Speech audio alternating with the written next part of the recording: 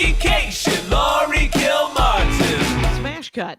Here's this thing that happened, you guys. I did a couple of shows around town this week, and the bit that is larger than life is now double size. Oh no! I've doubled it. It's now a 20-minute bit. Yeah. There's no, I don't even know. Like if I just decided last night to pop in the middle of it and work my way out. Interesting. It was a way to do it because, I'm doing the made of bees joke, right? Mm-hmm. Oh, by the way, that is now on. It's Christmas, you guys. It's Hanukkah. It's all the things. Feel free to empty my garage of bee hats and bee t-shirts and all the other merch that you might possibly want. But here's what everybody just missed. The fact that the Dork Forest t-shirts and the bee shirts were listed at $35 instead of $40. Which includes shipping. But I had to raise the prices because postage went up, and I had to switch printers, union made shirt printers, and they went up. So the shirts are almost $15 and the shipping is at least $5. So thank you for addressing this pressing question. Everyone's been asking me, what's up with Jackie's I feel bad whenever prices? I raise the prices. I always feel bad, and I try to do like sort of just 100% markup, and then unforeseen costs or whatever they are. It's okay to go, it's not easy for you to have t-shirts and order them and keep them, and it's work for you to send them out, and they're based on a bit that's a great bit and they're great t-shirts. Like I don't think you have to apologize for charging money making for them it. normal. Yeah, because I just for some reason I wanted everyone to know that 20 seconds. We need to go to a rock concert and see how much musicians charge for their shit, and then we for their non-union made right. They're thin and not cool, and but they might look cool, and you love the band, so they're $45. Don't know. Maybe they're all whatever, but Taylor Swift and Beyonce, I'm guessing their t-shirts are closer to $100 than your. I don't know. I bought Music Man t-shirts when I went and saw the Music Man with Hugh Grant. This isn't comparable, but there was music involved, and other people were selling t-shirts, so it's something. Mm-hmm. And you made it sound like you went on a date with Hugh Grant, but keep going. Hugh Grant and I, he has getting a divorce from a woman who, by the way, looks kind of like this. So good for him for sticking it out. Deborah Furness. Yes. Furness. Yeah. I think that's her name. Yeah. Everyone loved him because he was like, oh, you married same age. Normal... You stayed with her, and but he's gone Hollywood. But he took a long time. And I don't know that they went Hollywood or if they just sort of grew apart and they'll regret it. Absolutely. I have a neighbor, by the way.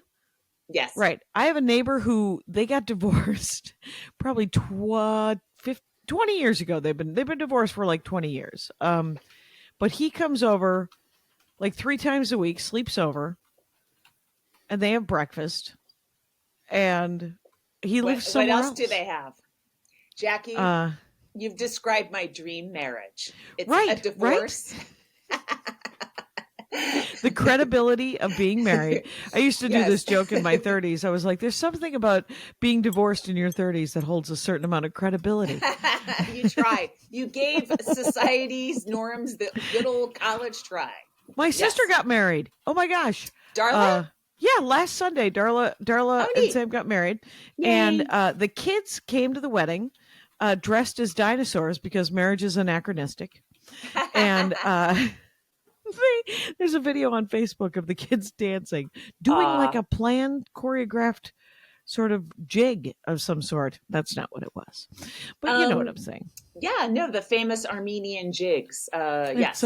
Yes. And she didn't. They were like, we're just doing it, and then we're going to have a nice dinner.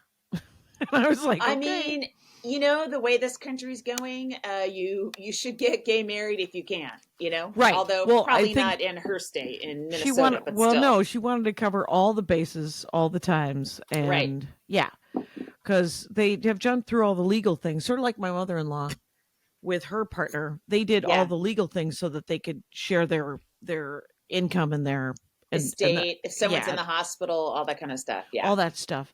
But this will be another step in that direction. So congrats. It's unfortunate that they have to do all these things, but so be it. Another sister-in-law in the Jackie Cation scrapbook. I've been describing her as my sister-in-law for 20 years anyway, just because it's Jackie, easier. You have an unwieldy 20-minute chunk of material now? Is that what you're telling me? That's what I'm telling you. I jumped in the middle of it. The Maid of Bees, essentially, because I wanted to. I kind of figured a sort of a personal angle about the anger bit, but the anger bit is hooked up also tangentially to the driving bit, and then also very much in the middle of the America bit. Oh my God! And I didn't even work on the America chunk last night. I did the Crow last night with Laura House and Mary Kennedy, and it was really fun. Really nice audience. Although I will say this, after my set, a very nice woman who told me she was a poet came up to me and said that she knows someone who's the funniest woman she's ever met. And I'm like, I am standing right here. Thank you so much. After a show with you and Laura House and Mary Kennedy, she's coming up to tell you about a different funny woman. I already hate her guts, and I don't care what kind of poetry she writes. The next line out of her pie hole was, she's been doing it 2 months. And I kind of flinched, I have to say, but I stayed in, and then she goes, so I was just wondering if there was any kind of mentoring program. I put this in the chat, but she said, I just wonder if there's any kind of mentoring program in stand-up comedy. And before she was done speaking that sentence, I went, no, there is not. And I have this to say, not it. And I started backing away. And she didn't kind of get the hint. She was like, oh, well, because, in poetry. And I said, yes, in poetry, I'm sure there's a mentoring program. I'm sure there's a lot of, so the closest you could do is pay $300 for like a class. No, you could do that. Here's your mentor in comedy, the audience. That's it. Okay. It's not another comic. You get in front of an audience and they they slowly start to tell you what's funny about you and what isn't. And that's it. You can't get away from it, Right. Last night, what is Paul's last name? I can't remember. It's probably for the best since he did Sullivan? a weird plantation joke. Paul Mercurio? Paul? No. I like that you've got Donka? The names I'll have to bleep. Nick DiPaolo? Polly Shore? Paula Bell? Please, could the next literally 42 minutes just be you? Paula Poundstone? And this is making me realize there are not enough Pauls in comedy. There's a lot of Joshes, like a lot. Oh, yeah. And I think Pauls need to step up. Josh is kind of a good name. Paul's an a great comedy name. Paul sounds like Paul is more of a bouncer name, and Josh is a good comedy name. It just, besides the fact joshing, it just seems wow, I did not go to joshing. I didn't go that. But it's got good like for you. You got a J and you got a shh. It's like shh, quiet. I'm talking. I'm telling jokes. Well, Paul is just like a punch in the face. But, no one can, you can't help who's named you, right? I felt good the other night. I was talking to Adam Frerera at Flappers. And a young woman came up and said, oh, it's so good to see you. And then, she said, I was just talking about how great you were, Adam Hunter. And to Adam Frerera. And here's the thing is Adam Hunter was on the same lineup. So it felt like something that I would do, quite honestly. And so when she walked away, I was like, oh, that was kind of great I'm so sorry that she called you Adam Hunter. And he goes, it's fine. She got the first name right. I don't care. They're so different comics. Yeah. It's really funny that you'd, whatever. Right. But they both have short, and Adam Frerera is sort of Italian looking. And I'd say extremely. In the best Adam way Hunter, possible. I don't want emails. Oh, and know that Laurie Kilmartin enjoys that best way possible that Italian men have of looking. I like a swarthy guy. Yes, you do indeed. And then Adam Hunter is super whitey Magoo, but they're both very fit. Yeah, Adam's very attractive. He's blonde, but also he does MMA. He's got that look. And Adam Frerera. And I don't know. I didn't expect us to detail or be body discussing male comics. Right. Does not do MMA, but he's also very fit. And they're both very funny. And they're both named Adam. Let's end this conversation. Let's keep moving. Let's wrap it up. I'll tell you this. I asked for a set and Josh was nice enough to give me a set. Yes. One of the Joshes of comedy. Mm-hmm. And but he put me last on Saturday night. And so I was 12:30. And he gave me 5 minutes. And I just said, I'm doing 8. Because I was last. And I'm desperately trying to figure out this set. Plus, I have 2 ideas for late night sets. And I need to. I have a pretty good copy of one of them because I did West Side this week as well. West Side Comedy Theater. Yeah, and that's a 15-minute set, and with Jasmine Ellis, that was super fun. Oh, fun. And then I did. Mary Kennedy was at both Flappers and at the Crow. Yeah. So I ran into a bunch of people that I don't normally run into.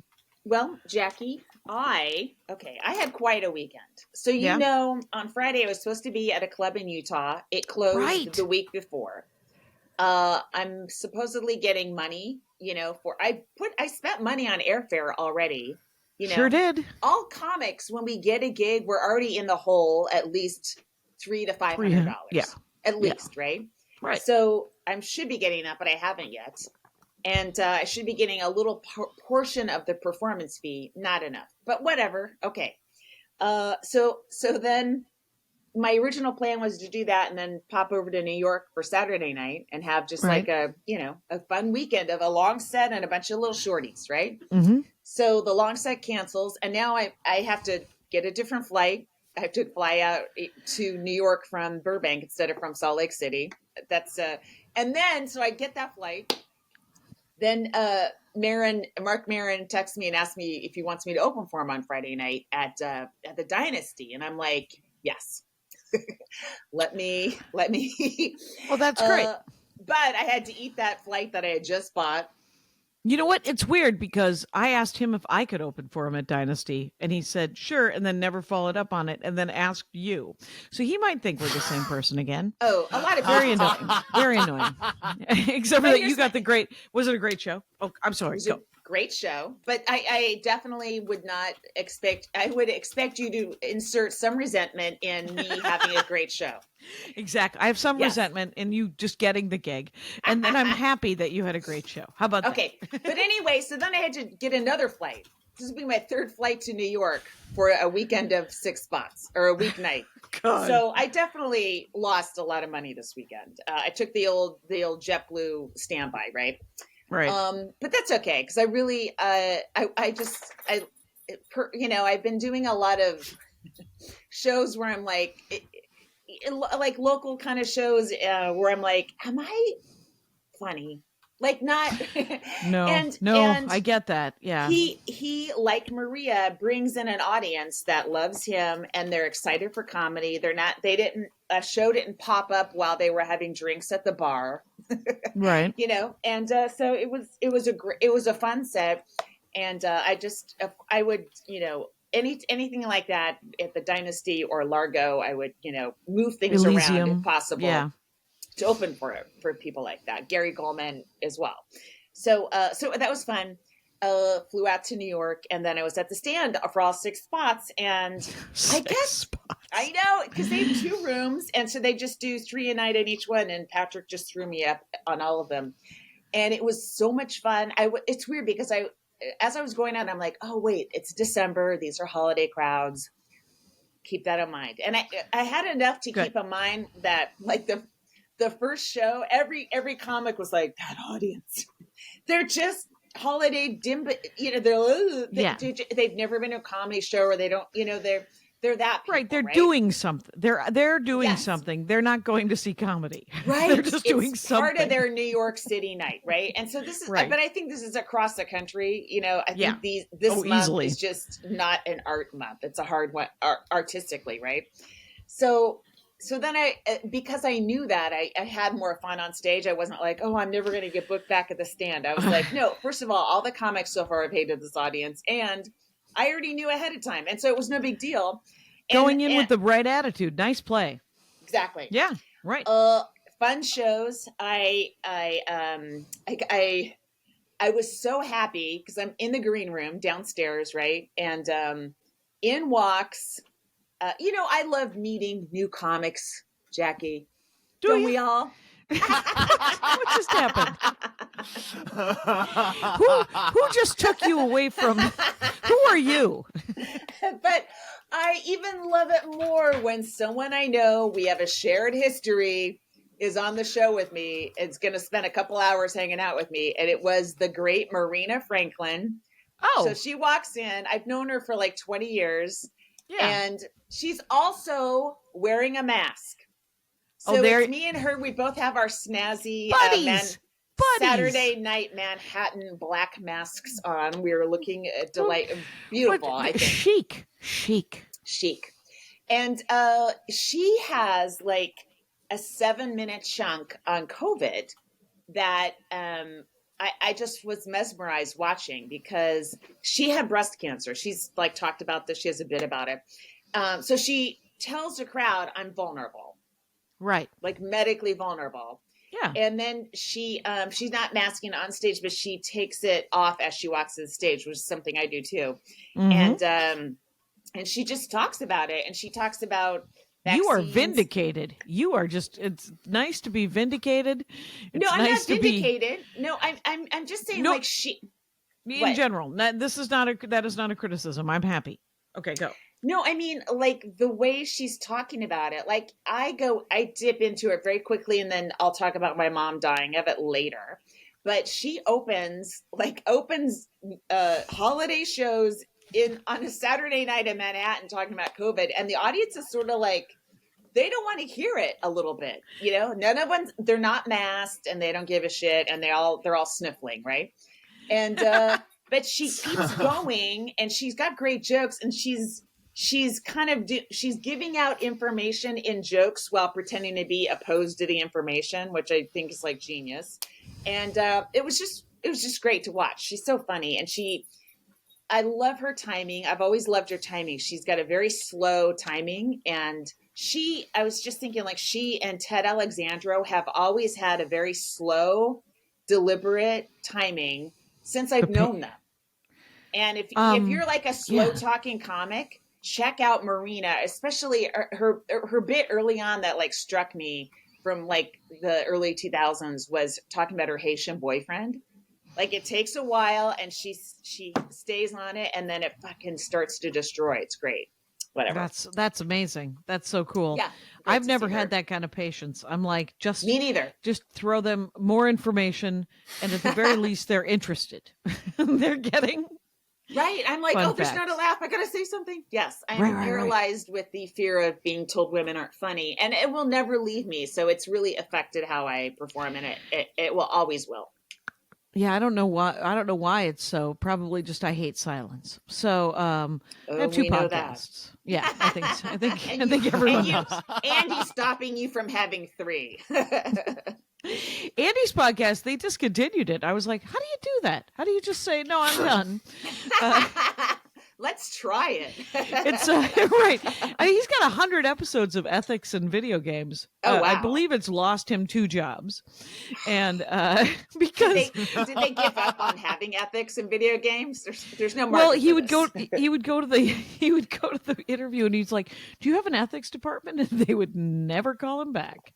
Oh my gosh. So yeah, and so, but it's really important discussions, and then they started having guests that were really cool, and it was about sort of the monetization of games, the use of what much like stand-up comedy, like what things can be talked about in video games and what things shouldn't be talked about in video games. And of course, the answer to that is there's nothing that shouldn't be talked about in video games and in stand-up comedy. It's just how you do it and just the presentation. It was funny. Adam Hunter had some very funny stuff, and it was pro-trans for the wrong reason. You know what? Sometimes that's all. You take what you can get from some of these male comics. That's what I say. Remember my dad when the Hillary election, my dad said she's not hot, but she's overqualified. That's a vote. And I was like, that is a vote in the right direction, Elliot. I'll take it. I was like, and why does she have to be hot at 72? What's happening? Jackie, why did you ask? Don't ask that question. I know. I didn't actually. Just because sometimes there's it's futile. My father's car is in the shop, and so he's finding out what it's like to not have a car, and turns out he doesn't like it. And so he's always going to be driving, your 86-year-old father? Well, the scuttlebutt is this is the way we get the car away from him. It can't be fixed, right? Because and he's like, he keeps hitting things, but then he talks them into thinking it's their fault, and then they give him whatever cash is in their wallet and saying, so what you're doing is you're not only cutting off his legs, you're hurting a revenue stream. So Are you when he finally passes, are you guys just going to be given keys to little safe deposit boxes all over the country where he stored cash? That is adorable. That you would think that my father had any sort of plan. As far as I can tell, his attitude towards money is that money is there to be spent, and then you make more money, and then you spend it, and then you make more money, and then you spend it, and then eventually your son hands you $100 a week. And gotcha. So yeah, I don't but I will say this is I've printed the different cow shirts, all the cow paintings. Yeah. I put them on t-shirts because my nephews and niece wanted them, and I have yet to get actually I haven't asked the extended family, but they're $20 a piece. They are not union made, and I'm getting them from Sticker Mule. So, yeah. But Darla might set up a Tea Public. She might set up a t-shirt thing where you can order an Elliot Cation cow shirt, which will be like $20. You want sunglasses, cow? You hook it up. My dad will get like $2, and maybe he can start taking cabs everywhere. Elliot gets that taste. Yeah. Oh, he's going to want to taste. There's a great picture on my sister's Facebook where Judah is wearing an orange, the Ferdinand Bull cow. Yeah. And my dad, all you see is the back of my dad's head looking at it going, the hell is this? Why would anyone want this? And you're like, well, you can't tell what people are going to buy, Dad. Let's see. So I did two. Yeah. Go ahead. No, if you're talking comedy, I was just going to say, Charmy is like too quiet. I have to keep checking it. She's not chewing something. Oh, right. Don't be too happy, doggo. Right. And your quietness is suspect. Mm-hmm. So I think I did 4 sets this week. I go to Ann Arbor on Thursday. Yeah. And it's an early flight. It's a 5:30 in the morning flight. I get to Detroit at 1. I've rented a car. LAX, yeah. And Andy's taking you? I don't understand it either. I mean, it's 20 years later. It was, that's right. Last night at the Crow, Laura was talking about how great Brian is, her fiance, and she was talking about the things that he did. And I was reminded, Jim Wooster, stand-up comic, used to do stand-up, hasn't done stand-up in a half a decade. So, but he's very funny. He's a really good writer. But he used to do this bit about when he got into his 30s, dating for men, just the bar gets so much lower where, he's standing next to someone at a party and she introduces him as, this is the guy that didn't try to sell my hair. And and obviously that's emotionally true. That's not a truth. Oh, Jackie, you won't let that go. Not ever. Nor the hero of 9/11. I will not. There will be no. Jackie, we all have a hero of 9/11 moment. All right, please. Have we? I don't know that I do. But mine aren't quite as elaborate. I mean, that is so enormous and elaborate and Jackie, delightful. The night is young. Catastrophes are coming for us, and you could be the hero of them if you want to tell a tale. I once met Atlantis. That's not a person. Okay, it is in the comic books, I think. But the my God. All right, I've weeded off. I'm gonna get back into the middle, you guys. Get back into the middle. This week on the Dork Forest, Adam Felber. Do you know him, right? Yes. Oh yeah. I know. In fact, his sister Susie used to book this great show in Manhattan. I forget the name of it, but it was a lot of fun. And our kids are almost exactly the same age, and I have pictures of her son and my son when we were very little swimming at the Jackie Robinson pool up on 145th Street. It was a lot of fun. He's doing a new podcast with Debussy. Andre Dubuchet. Thank you, Andre Debussy. And Dubuchet. Oh, that's it. Yeah. And then Adam Spiegelman. Okay, cool. So they wanted to be on the pod, and I was like, you can all be on the pod, but you all have to come separately. I understand your Adam situation, because now we've had 4 Adams featured on this podcast in less than a half an hour. It's true. It's devastating. It's funny that but Adam Felber. Now here's a fun fact: Adam Felber's mother was a romance writer, romance novelist, Regency romance novelist, which is my porn of choice. And I looked her up, and it's Edith Layton, which isn't her real name, Layton. And much like all country music stars, all romance novel authors have to sound like they came from the British Isles. I don't know why, but I think racism. But whatever it is, Edith Layton wrote for Signet romances, Regency, and they were not the sexiest romances, but they were almost the best researched. They were always the best researched and the funniest. It had the best chance of being witty. Well, have you read her work yet? I have read her work, but not because she has probably 65 books, and she wrote most of them in the 90s. Yeah, and I know. So Susie's her daughter, Adam's sister, is very invested in preserving her legacy and stuff like that. Oh, that's neat. Okay, yeah. Well, she's great. And then, but his main dorkdom was that's not true. He talked about Terry Pratchett, who is a science fiction fantasy writer, and then he also talked about Pogo. I wonder if your son would like Pogo. Quite honestly, Pogo, and he might be too old because. Both Adam Felber and Andy Ashcraft started reading Pogo when they were 8, and it's sort of anthropomorphized animals. And Pogo was written in the 50s, and it ended up being incredibly political, but it didn't start out as political. It was just the Okefenokee Swamp. Have you ever heard of that? No, it sounds like something my son will have to come to later in life. Right, or never, and that's fine because there's so much content that there's absolutely no reason for anyone to have to go back in time. I mean, sure, probably Shakespeare. I don't know, the Tao, but there's no need for to pick up the original comic books of Superman. Anyway, okay. Should we take a break? And do yeah, let's. Yeah.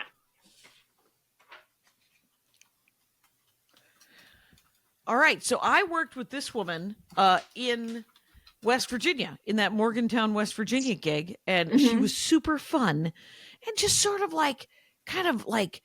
really, really interesting. I don't think she's been doing it more than 10 years, right? And so it's so funny watching people just examine it's Chelsea Hlasnick, Hlasnick. Chelsea Hlasnick. You were great. I enjoyed your set a great deal. Super fun, super funny. And it was sort of it had gender stuff. It had really good dick jokes. It had mental illness talk. It was really interesting. And it's got so much potential for a lot of punchlines. And it had many punchlines. West Virginia based, like started in Morgantown and stuff. Like I believe lives in Morgantown, West Virginia. Wow. Which is That's a college gotta town. be tough to base yourself out of, right? Right, but it's only an hour out of Pittsburgh. Okay. So you have like those gigs in the South? I don't know. I actually don't know my geography well enough to know what's a 4-hour drive at a 10-hour drive, you know? East coast of the United States, all squished together. I can't... Oh, really? So Florida to Maine, it's no big deal. Okay. Yeah, Florida to Maine, I have a hard time telling you one state from the other. I can do Florida. I can do Maine. Congratulations. And I think I can do Massachusetts only because I lived there. So, and well, then you know how like you could be a Sacramento comic, but it still doesn't. If you're going to do Bay Area gigs, you're looking at a 4 hours round trip or 3.5, depending on traffic and stuff. It's not easy. As opposed to living in San Francisco, you're pretty close to a lot of stuff. So even though, I don't know. Yeah, but Chelsea, so find her at what's her handle? It's at chelseahcomedy. So it's chelseahcomedy. Go follow. Well, go follow. Find and her last name is Hlasnick. Hlasnick. Okay. No, it's HLA. It's a silent A. Nick. Okay.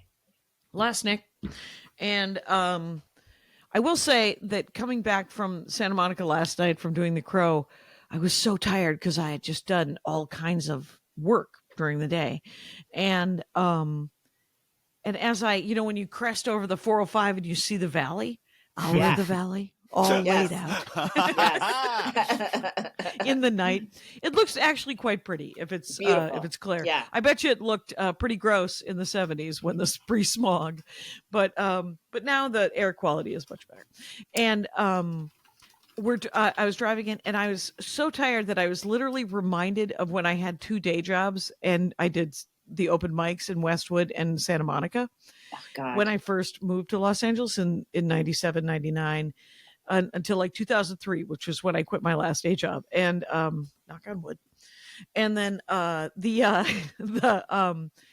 called my old boss just to tell her, because she was the author of both of my jobs. I worked at the closed captioning company that she owned, and I also babysat for her kids for like 5 years. So as you were sailing into the valley, you called your old boss to say, hey, I was thinking about you. How you doing, Deborah Schuster? Oh. Yeah.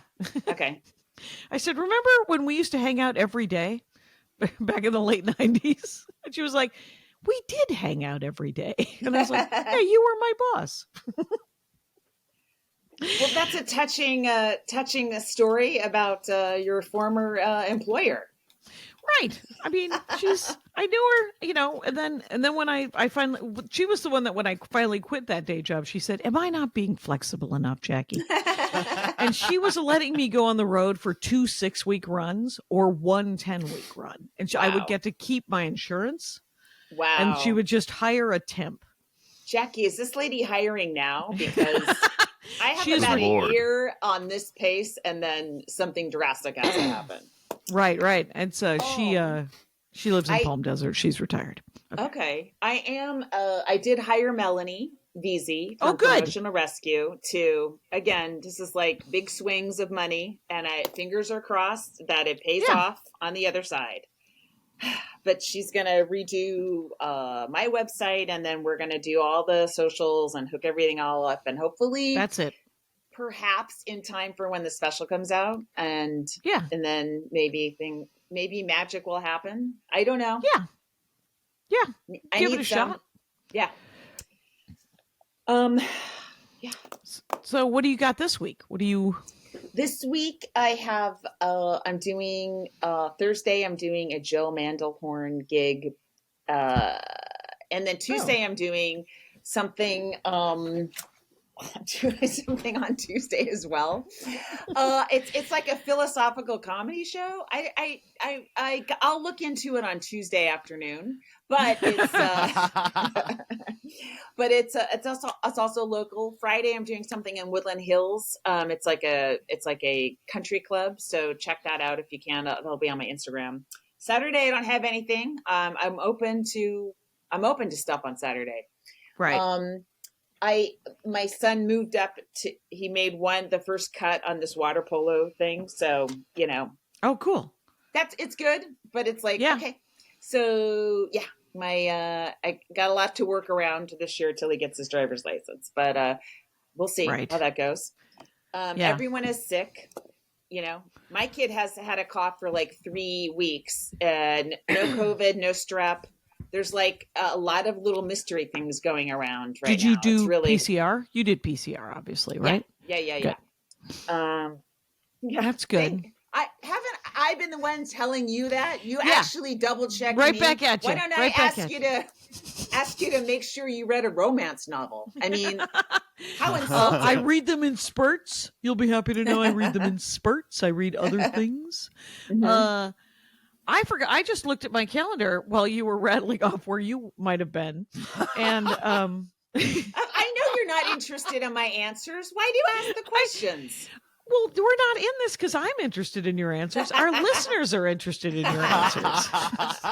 Good point. So I'm at Owino Vino or whatever it's called tonight. Ooh. And then I go, and then I don't have anything. We're trying to figure out. Chris is home from the hospital, which is amazing. That's great. How's she feeling? She's 2 days. It's going to take her a couple of days to recover from being in the hospital for 15 days. Yes. Yes. Yeah. That's what killed my mom was the rehab from the hospital because she had to learn to walk again because she'd been in a bed for like 7 days. And I'm sure Chris has been you can't be in a bed for 15 days and then just come home, but go back to normal when you're in your 80s. So you have to relearn this shit. Ugh. Right. So she's just, and she literally yesterday, she was like, I went in not that unhealthy and I've come out an old woman.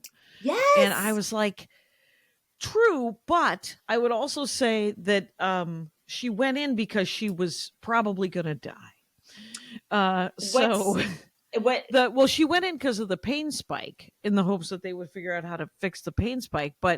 And they kind of have. They that's why they kept her in is because they couldn't figure out why her back was hurting so bad, and they believe it to be all this fluid that was around her lungs and causing heart congestion and heart failure.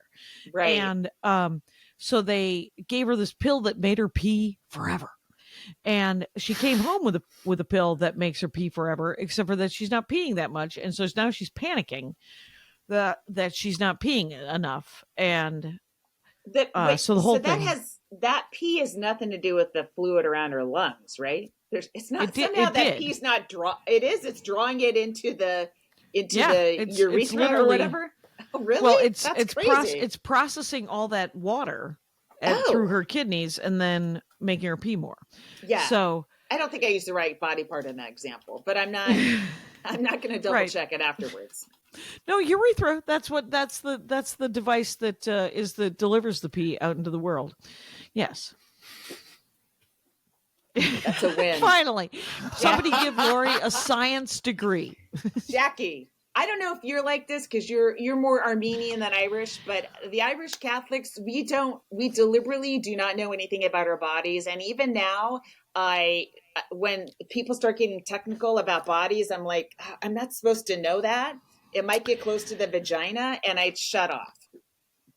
Right. I will say this. They catheterized her heart, and I said this words. She said, they're going to go in through my neck here. And I said, why don't they go through the existing hole in your face? And she's like, Jackie, the hole in my face doesn't lead to my heart. And also, the way you said it is so nasty. Like you wanted them to kill her. No. The hole in your face. I don't know why they would poke a hole in her if there were other holes available, is always my question. But it turns out they needed a vein. Yes, but that's what I think of. And but I will say that I'm glad. So she's been in less pain, though last night she had a pain spike, but it was the first one in, 2 days, day and a half. And she used to have them for every day, and she's got a doctor's appointment today. Tomorrow she has a doctor's appointment. Here is something that she's mad about. The reason she gets seen when she goes to the hospital is because her oxygen level is super low. And so she came home with oxygen. So now she's doing oxygen. And so is someone coming to help her walk? Like, how come she's not in a rehab center? She can walk. Okay. She can walk, and she can get up from the chair, and she can use the toilet, and she can do things. She just has to build her strength up again because, like you said, she was in a bed for 15 days. This is what should have happened with my mom, but I didn't realize. But here's the thing. My mom, I'm sure, would be dead by now because she was experiencing heart failure. But I always would tell my mom, and she agreed, I just want you to die in bed. I want to wake up in the morning, knock on your door with a smoothie, and find your corpse. That's all I ever wanted. And it was not what I got it. Not what I got it. No, you had your own trauma and drama that you had to.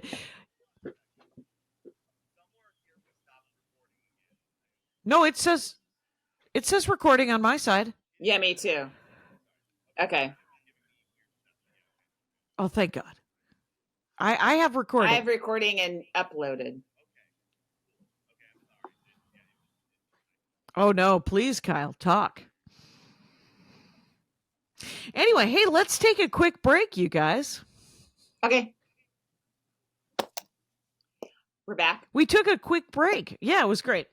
Hold on. I have new lines. I have new avenues of comedy I'm very excited about. I sort of just said something on stage at the stand, like about, being a single mom. And and I got a round of applause for my heroics. And for your new premise. You're like, how did you know it was a new premise? No, it wasn't. I was just saying it for context. No, And then it got a round of applause, and then I said something horrible about my son to offset it. He knows it's not. He gets it. He gets it. I'm trying to pay for college, but I'm like, oh, all right, that's something. And then that sort of led to a couple new little avenues of the discovery so I'm psyched, and I kind of want to do a lot of comedy this week while I have it in my head, in that patterns in my head, and hopefully figure it out. So hopefully a Saturday will pop open. Oh, why don't you literally yawn while I'm talking, Jackie? I have genuinely just been cleaning and just doing all these things because I'm going on the road again. Same thing happens every time I go on the road. Guilt. And then I come back from the road and I'm mad that I left, which is also what a guilt. Life. I know. And so it always takes me like the day or two before I go, I get all guilty and twitchy, and it's charming to be around. And then I come home and then I'm guilty and resentful for a day and a half. And as long as I can see the pattern, yes, Kyle, get out. Where did he lost him? I don't know. We lost him. So he'll come back. So, but it is still recording. And but as long as I can, it used to be 3 days on both sides, and now it's just a day and a half on both sides. So I think by being able to recognize it, it has allowed me to be fine. I feel terrible about leaving my son because now, like, he's alone a lot. Mm-hmm. My mom isn't here, and his dad. I thought his dad was coming. Yeah, sometimes. Yeah. So I do feel. I mean, he's 17 and I'm not a half, but he's 17. So I'm sure it's fine. But I mean, I don't know. It's alone. Yeah. It's not good. Yeah. To me, it's not good. Maybe to him, it's great. I don't know. He seems very happy when I come back. Yes. So I feel guilty about that, and I don't. But like the night before Thursday night, when I knew I had a red eye, I was trying to get a ton of sleep, and I didn't because I was all worried about leaving him. But I had a great time. I was happy to come back. I always experience anxiety when I'm leaving him. Right. And so you have to it makes you twitchy, and then you're just like, I'm trying not to have it bleed onto other people, because it's all happening inside my head. Yeah. Who knows what they're thinking, as I do it. They might be thinking, what a pain in the ass. I have to do everything now. But or they're like, oh, finally I get some out. room. Yeah, I mean, you're 3 people in a tiny space now. Right. You were 2 people in a small space. I Yep. have the same size space. It's not a big one. No, it's not a large space. It's yeah. And we're doing an advent calendar that Andy's friend Lee gave us, and every day we get a new die. Yeah, a new dice. Today it was a 4-sided die. It's the holidays, Laurie. What are you guys doing? You guys? I don't know. I'm a Christian, so I don't gamble on the holidays, Jackie. No, I'm not. I'm an atheist, I think. But we're hanging out, Please doing local sew stuff. that on a pillow. I want that on a. It's just like I don't gamble on the holidays. Because we're going away for New Year's Eve. I'm working up in Sacramento at the Punchline. That's right. That's New Year's Eve. If you don't want to be out on New Year's Eve and you're in Sacramento, I'm there the Friday and Saturday before New Year's Eve, which is the Sunday. Do your partying early, then stay home on New Year's Eve. Now, if you're in Marin, don't stay home on New Year's Eve. Come see me on New Year's Eve in Marin. Both tickets available at gilmartin.com. But for the Christmas time, we'll be around. We're not getting on a plane or anything like that. We'll just do some local stuff. Probably watch a ton of zombie content. Well, Merry Christmas. Anna and the Apocalypse. I just watched Love Actually for the first time.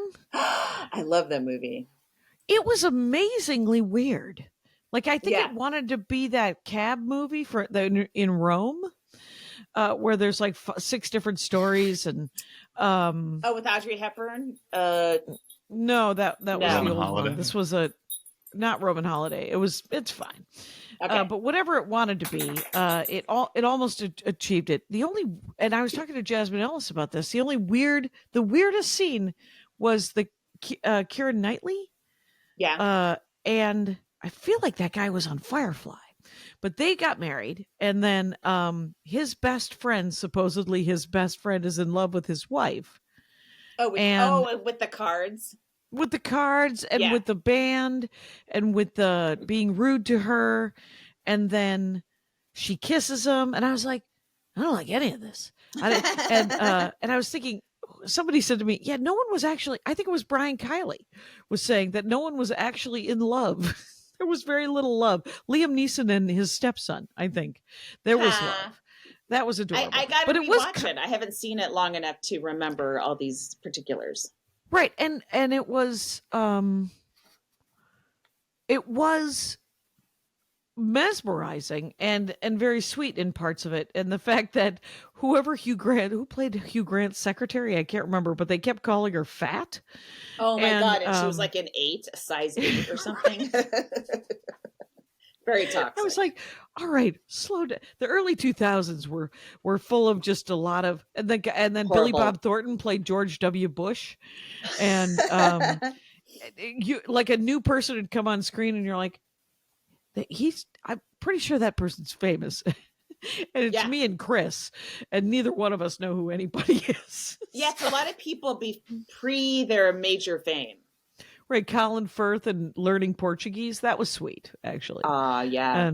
And but there was some fat jokes there with the Portuguese woman's sister was heavier than, and they just said, well, if you'd lose some weight, if you'd find a guy, or I mean, it was just was intimidating is what I'm Jackie, saying. I had pie for breakfast. I need to not eat pie. We've established that comedy does not age well. Most comedy does not age well. Right. Enjoy your comedies now, because you're not going to enjoy them in 20 years. Miracle on 34th Street with Natalie Wood is the Shawshank Redemption of Christmas movies. Get out there. There's not a bad scene in it. It's amazing. Miracle on 34th Street with Thelma Ritter saying, Mommy wants to talk to Santa Claus too. So very funny. I took my son to that one. We saw the movie, and then I took him to that Macy's for one of his Santa Clauses, one of his Christmases early on when he still kind of believed, and it was a lot of fun. It was cool. They did a great job. That's great. Yeah, I don't have a problem. As far as I'm concerned, Santa's probably real. what do I care? So at this late date, I think we're pretty close. No, we aren't. We're easily 5 minutes away from being done. Wow. Tyson's angry about it. Well, Charmy. Jackie. All right, she's gnawing on her own paw. That's good. She's doing her nails. Here's what I do want, though, is I would love everyone in Michigan to come to Ann Arbor on Thursday. There's one show on Thursday early, one show on Friday early. The dates on my website are wrong. I have to fix that as well.